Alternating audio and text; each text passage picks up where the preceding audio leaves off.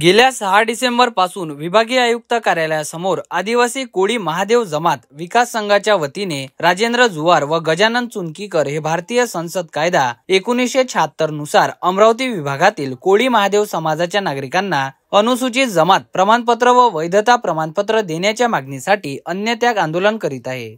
त्यांच्या आंदोलनाची शासन प्रशासनाने दखल घेतली नसल्याने व त्यांच्या उपोषणाला पाठिंबा देण्याकरिता हजारो समाज बांधवांनी मोर्चा आंदोलन काढून आपल्या मागणीकडे सरकारचे लक्ष वेधण्याचा प्रयत्न केला। गेल्या 18 दिवसांपासून सुरू असलेल्या या आंदोलनाकडे शासन प्रशासन दुर्लक्ष करीत आहे। अशातच अन्नत्याग आंदोलन करीत असलेले राजेंद्र जुवार व अन्य एका उपोषणकर्त्याची प्रकृती खालावल्याने त्यांना जिल्हा सामान्य रुग्णालयात दाखल करण्यात आले। अमरावती येथील अधिकारी आंदोलनकर्त्याचा घुमजाव करताना दिसत आहे। शासन प्रशासन आणखी किती आदिवासी कोळी महादेव जमातीचा अंत पाहणार आहे असा प्रश्न निर्माण झाला आहे। Bureau report, Amravati breaking.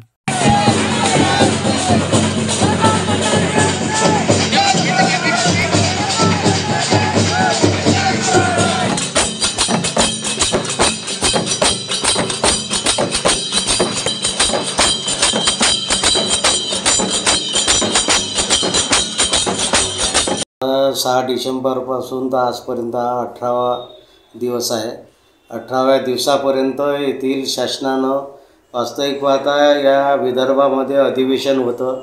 अधिवेशनातून आमच्या या प्रश्नाला वाचा फोडावी यासाठी आम्ही 6 डिसेंबरपासून उपोषण सुरू केलं होतं।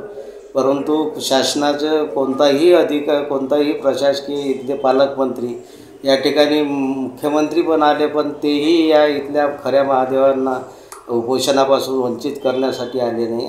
आमची लीगल मागणी आहे या ठिकाणी विदर्भातल्या आणि मराठवाड्यातील जनतेसाठी 1976चा अमेंडमेंट कायदा येथील भारतीय संसदेनं पास केला आहे। त्या कायद्याची फक्त अंमलबजावणी येथील अधिकाऱ्यांना करायची आहे, येथील पडताळणी समितीनं करायची। ती फक्त अंमलबजावणी करून आम्हाला कास्ट सर्टिफिकेट आणि व्हॅलिडिटी द्यायचं आहे। परंतु येथील आदिवासी मंत्री आणि इथं आदिवासी विभाग आणि त्याच्या अधीनस्थ हे करणारे अधिकारी हे त्या कायद्याची अवहेलना करत आहे। या अवहेलना टाळा आणि आम्हाला या ठिकाणी न्याय द्या या रास्त मागणीसाठी आम्ही आज 18 दिवस झाले आमच्या पोटात काही नाही। हे आंदोलन आणखी चिघळण्याची शक्यता आहे, याची शासनानं नोंद घ्यावी।